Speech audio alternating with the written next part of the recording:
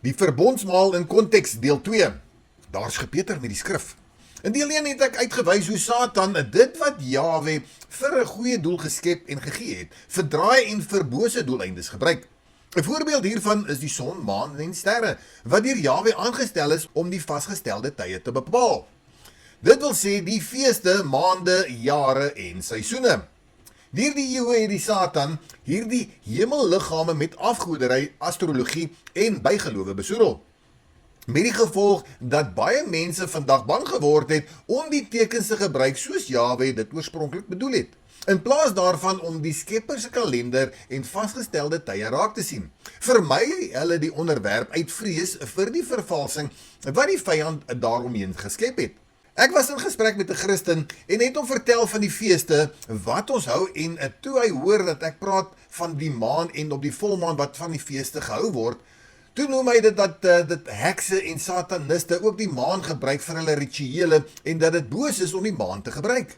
Maar toe ek hom skrifgedeeltes uitwys hoe Jahwe die son, die maan en die sterre gebruik as vaste tye vir die dae, maande, jare ensovoorts en hoe die maan 'n rol speel met die feeste en hoe Ethan in Psalm 89 ook wys dat die maan 'n betroubare getuie is, het hy geskrik oor die min kennis wat hy het en het besef dat die vyand alles verdraai en vervuil. Nou, vir die wat ook nog soekend is en meer wysheid wil bekom en die wat die wysheid van Sira ondersoek, sal sien Sira sê in Sira 43 vers 5 en ook die maan om te dien vir seisoene as verklarings van tye en tekens vir die wêreld. Deur hulle word let wel die feeste, die vasgestelde tye bepaal en die welbehae van die maker gedurende sy kringloop. Die maand se naam word afgelei van die maan. Hoe wonderbaar is sy gedurende haar verandering. 'n Instrument van die skepingsleermagte en 'n voorwerp van die hemele wat die uitspansel in vlamme stel vanweë haar glans. Het julle gesien en besef julle wat Sira hier sê? Hy sê die naam van die maan word afgelei van die maan. Met ander woorde, die maan speel 'n rol in die bepaling van die maande. Maar omdat die heidene die son, die maan en die sterre in hulle afgode gebruik het baie gelowiges mettertyd begin terugval vir enige iets wat met die maan verband hou. Volgens hierdie redenasie sou 'n mens nou kon sê dat as jy die son gebruik het om die jaar te bepaal, jy die son aanbid. Of as jy die maan gebruik om die maande en die feeste te bepaal, jy nou die maan aanbid. Dit is wat ons baie kry deur gelowiges wat ons so daarvoor aanval. En as jy die sterre waarneem, het jy te doen met astrologie. Die probleem met hierdie redenasie is dat dit die gebruik van Jahwe se skepping verwar met die aanbidding daarvan. Wanneer dit by geloofsake kom, gebeur dit dikwels dat mense nie die hele getuienis van die skrif in ag neem nie. Daarom sal sommige sê, nee, Psalm 81 vers 4 verwys nie werklik na die volmaan nie, dit is nie wat die vers bedoel nie. Maar wat maak ons dan met ander skrifgedeeltes wat saam met Psalm 81 vers 4 en die getuienis van Sira gelees moet word? Hierdie verskyning is egter niks niets nie. Van die begin af sien ons hoe die waarheid verdraai word deur net genoeg twyfel te saai om mense van Jahwe se woord af weg te lei. In Genesis 3 kom die slang nie met 'n openlike aanval teen Jahwe se woord nie. Hy begin met 'n vraag. Is dit ook so dat Elohim gesê het? Daarna verdraai hy die betekenis wat Elohim gesê het en bied 'n alternatiewe verstaan daarvan aan. Die doel was nie bloot om inligting te gee nie, maar om twyfel te saai. Let wel, die vyand kom met die woord. Hy ken ook Jahwe se woord en hy gebruik Jahwe se woord altyd om mense te mislei. Die slang verander nie die hele boodskap nie. Hy verdraai net genoeg daarvan om Gawe, of met ander woorde Eva, te laat wonder of Jahwe se woord werklik beteken wat dit sê. Sodra twyfel posvat, word sy vatbaar vir 'n ander uitleg, 'n ander leer en uiteindelik 'n ander weg. Dit is juis hoe misleiding dikwels werk. Die vyand kom selde met 'n heeltemal 'n nuwe boodskap. Hy neem wat Jahwe gesê het, hy verdraai dit effens, plaas dit in 'n ander lig, of laat mense twyfel oor die oorspronklike bedoeling daarvan. Wanneer mense dan die oorspronklike betekenis verwerp, begin hulle 'n ander weg te volg as die een wat Jahwe gegee het. Daarom moet ons versigtig wees om nie bloot 'n enkele vers te herinterpreteer omdat die wêreld iets daarvan misbruik het nie. Anders kan ons maklik dit wat Jahwe ingestel het verwerp bloot omdat ander dit verkeerd gebruik het. En so is daar vandag baie valse profete wat die skrif vat en sê, dit is verander. Of daar's gepeter met die skrif, of hulle wil hulle stelling regverdig met die wet. En sal sê, as die wet iets verbied en iemand kom en leer iets anderste as wat die wet sê, dan is dit 'n valse profeet of daar's gepeter met die woord. En nou kom Yeshua en hy bring die verbondsmaal, of beter bekend onder die mense die nagmaal, en sê die brood is sy liggaam en die wyn is sy bloed. En soos in Johannes 6, skrik die mense vir sy woorde, dink hy is van die duiwel besete, hy bring 'n bose leer en hy wil hê die mense moet hulle skuldig maak aan heidense praktyke soos kannibalisme en satanisme, om nou bloed ook te drink. En so sal hulle sê dat Johannes 'n byvoeging is tot die Nuwe Testament en dat Yeshua dit nie gesê het nie. Daar is geen bewyse dat Johannes 6 vers 51 tot 58, naamlik die eet my vlees en drink my bloed, later deur die Katolieke Kerk bygevoeg is nie. Trouwens, hierdie gedeelte kom voor in die oudste bekende Griekse manuskripte van Johannes wat ons het. Dit sluit in die Papyrus 66 ongeveer 200 na Yeshua, of die Papyrus 75 ook ongeveer 175 tot 225 na Yeshua. Die Codex Sinaiticus, die Codex Sinaiticus. Nou hierdie manuskripte is baie ouer as die Romeinse Katolieke Kerk se latere leerstelling oor die Eucharistie. Daarom beskou die meeste tekskritici Johannes 6 as oorspronklik deel van Johannes se evangelie. Waarom was die mense geskok? Let wel, hierdie mense was geskok gewees daai tyd. Hoekom was hulle geskok oor Yeshua se woorde? Nou vir die Jode van daardie tyd was bloeddrink streng verbode volgens die Torah. Dit word verbied in Levitikus 17. Daarom het baie van sy disippels gesê, hierdie woorde is te hard, wie kan daarna luister? En baie het hom verlaat. Dit wys eintlik dat hierdie mense aanstoot reeds gevind het in die eerste eeu. Dit is nie iets wat eeue later ingevoeg is nie, maar alles het 'n doel. En as ons hier kyk na let wel Johannes 6 vers 66, interessant dat dit die nommer is van die dier 666, het baie van Yeshua se studente weggegaan en nie meer hom gevolg nie. En hier in vers 67 sê Yeshua vir hulle, wil julle ook nie weggaan nie? Dis is die pad nie vir almal om die waarheid te sien nie, maar Petrus en die ander sien Yeshua is die weg, die waarheid en die lewe, en dat Yeshua die woorde van die ewige lewe het, maar hulle snap dit nie, want Yeshua spreek deur gelykenisse. Hoekom? Daarom spreek ek met hulle deur gelykenisse, omdat terwyl hulle sien nie, en terwyl hulle hoor nie hoor en verstaan nie, want die hart van hierdie volk het stomp geword, en met die oor het hulle beswaarlik gehoor, en met hulle oë het hulle toegesluit, sodat hulle nie miskien met die oë sou sien, en met die ore hoor, en met die hart verstaan, en hulle bekeer, en ek hulle genees nie. Maar julle oë is gelukkig, omdat hulle sien, en julle ore omdat hulle hoor. En dit sien ons hier in Matteus 13, vers 13 tot 16. Yeshua is nie daar vir almal nie. Hy wil nie hê almal moet sien en hulle bekeer en dat hy hulle genees nie. Hy wil hê dat die ander geslag nie moet sien nie. En dit is hoekom dat hy wil hê mense moet van hom weggaan, want die koninkryk is nie vir almal bedoel nie. Nou spreek hy deur 'n gelykenis en sê, eet my vleis en drink my bloed. En die mense verwerp hom, loop weg van hom, want sy woorde is te hard vir hulle. Want hulle besef nie wat hy sê en wat hy bedoel nie. Yeshua sê ook, ek is die deur. So is elke deur nou Yeshua. Hy sê ook, hy is die wynstok. Is elke wynstok nou Yeshua. Hy sê ook, ek is die brood van die lewe. So is elke winkelbrood op die rakke nou Yeshua. Beeldspraak, gelykenis, maar as jy dit nie gaan snap nie, is dit beslis nie vir jou bedoel nie.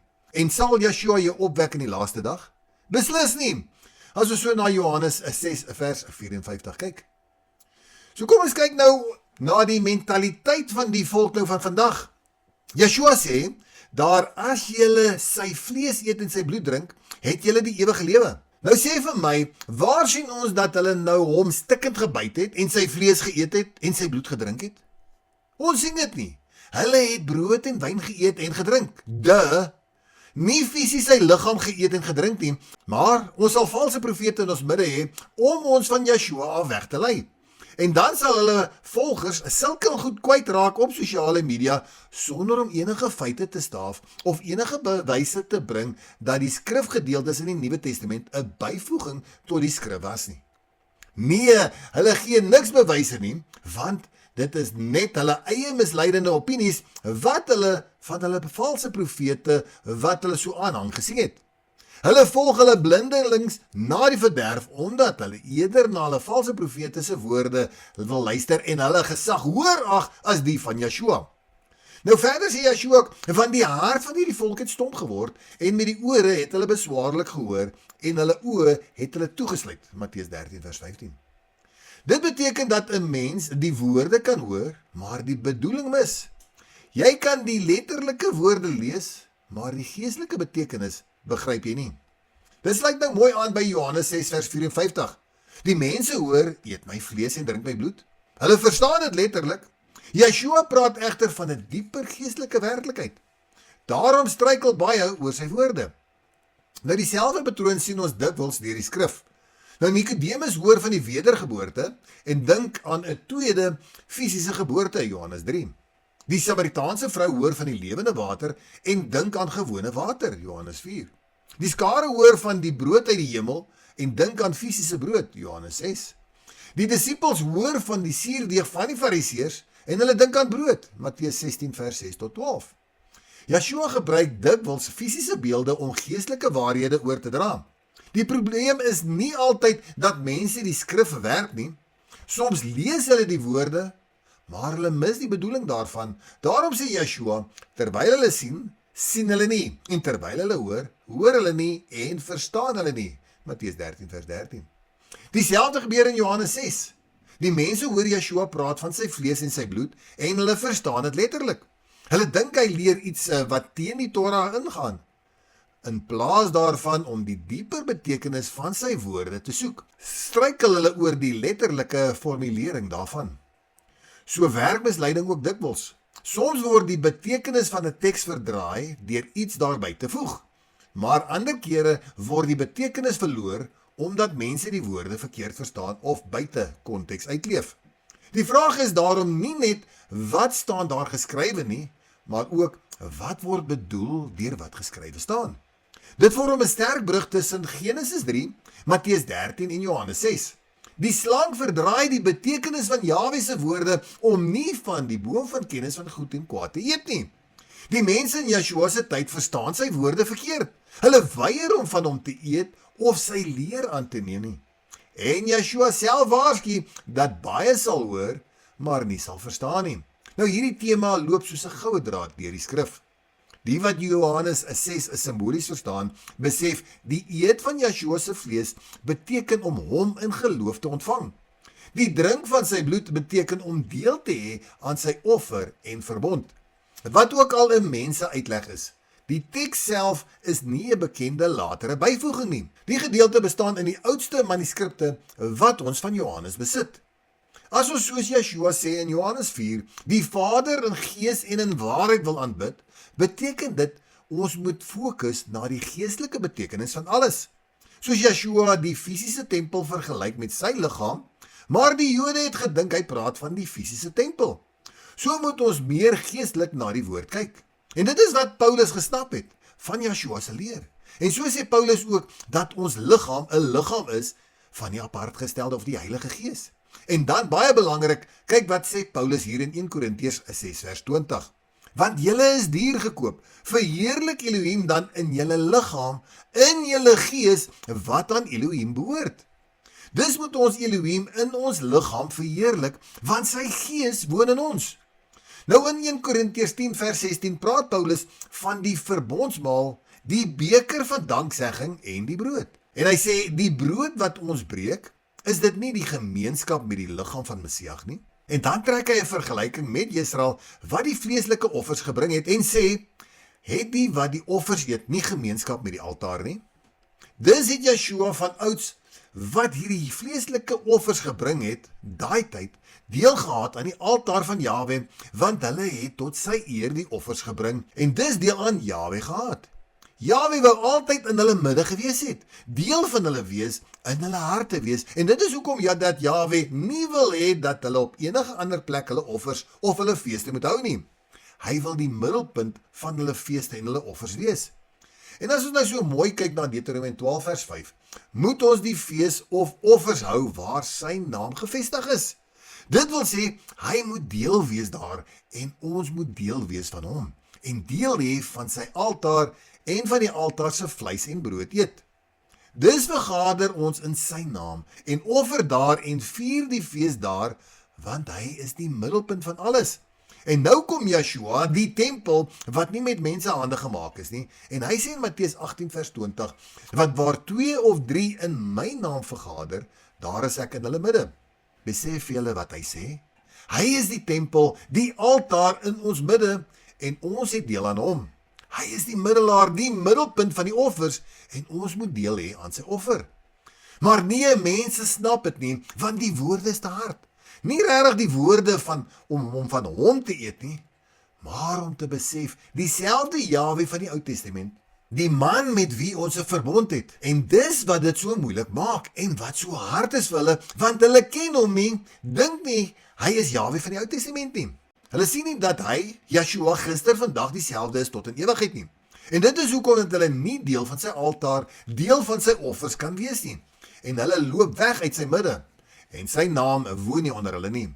Want hulle volg die duiwel, die velduiwels. Want as jy daai tyd nie in Jahwe se teenwoordigheid geoffer het, of in sy naam fees gevier het, waar sy naam gevestig is nie, het jy aan die velduiwels geoffer, soos in Levitikus 17 vers 7. En nou reer hierdie, wat nie na Yeshua se woorde kan luister nie, weer agter die velduiwels aan, en hulle verlaat Yeshua, en hulle volg die nommer van die dier, die 666, want in Johannes 6 vers 66, loop hulle weg van hom, en sy naam is nie gevestig onder hulle nie.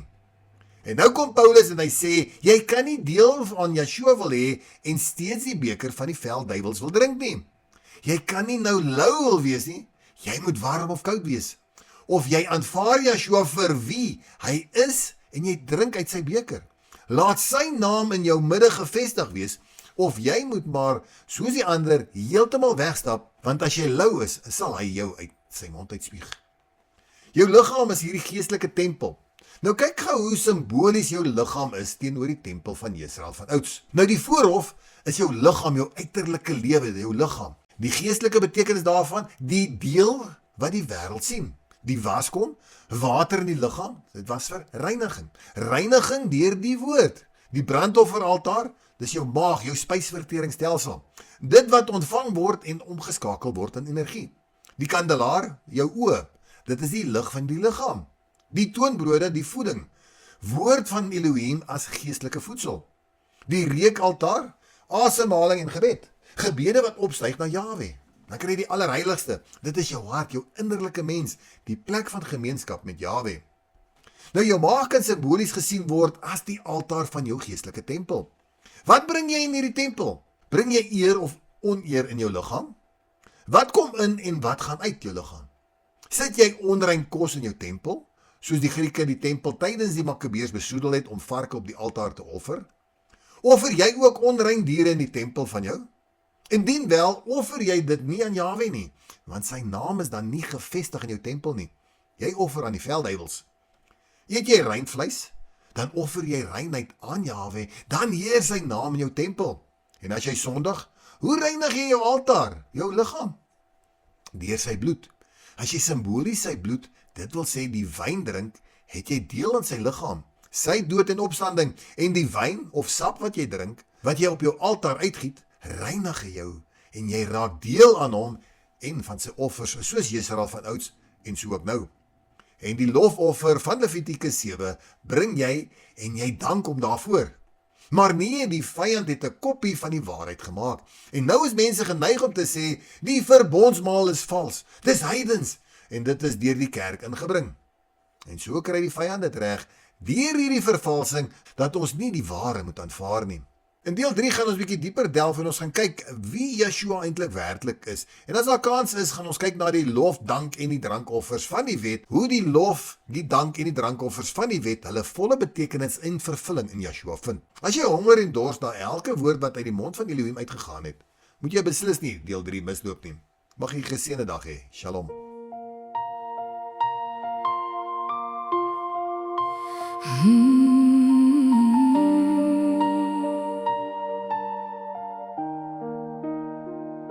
Daar soveel stemme in die donker nag wat fluister, twyfel aan sy woord.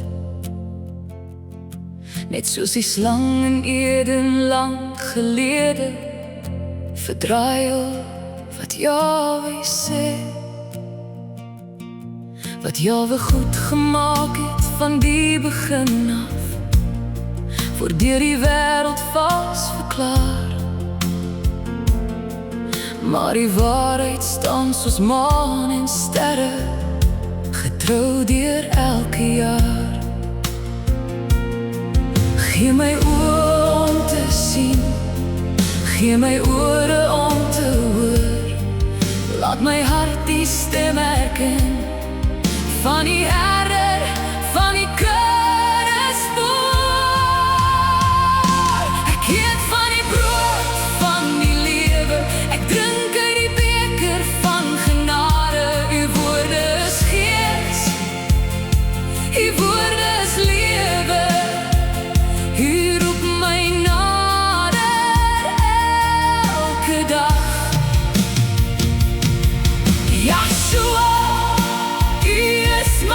verbond, my altaar, my offer, my lied.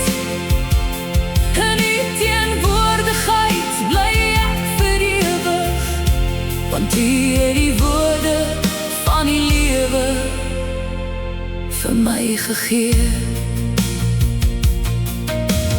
Baie het omgedraai en weggegaan, toe hulle nie die diepte kon verstaan.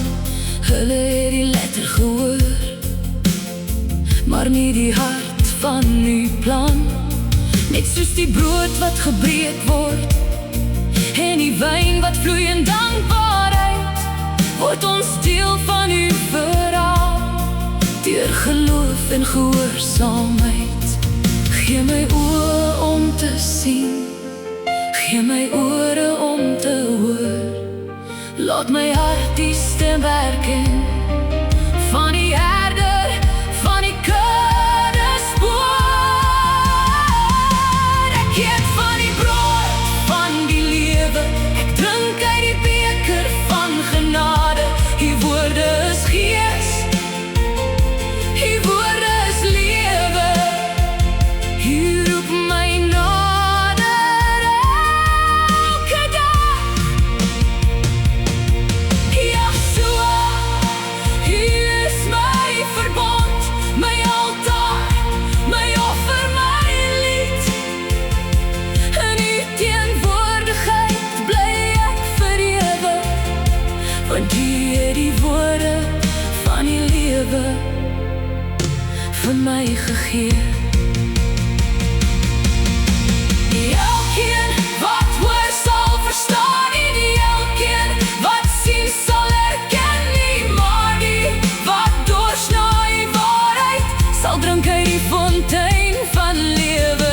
Elkeen wat hoor sal verstaan, en elkeen wat sien sal erken. Nie maar ek kies vandag om u te volg, al loop die menigte weg.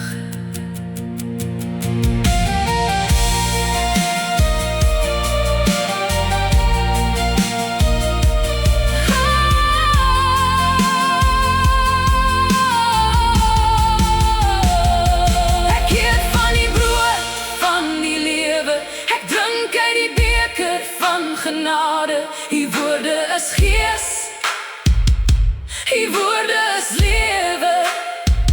U roep my nader elke dag. Yahshua, u is my verbond, my altaar, my offer, my lied. Waar 2 of 3 in u naam vergader, daar is u vir ewig in ons midde. Hier is die brood, hier is die wyn, hier is die weg, die waarheid, die lewe. Jahwe, laat die naam gevestig wees in my.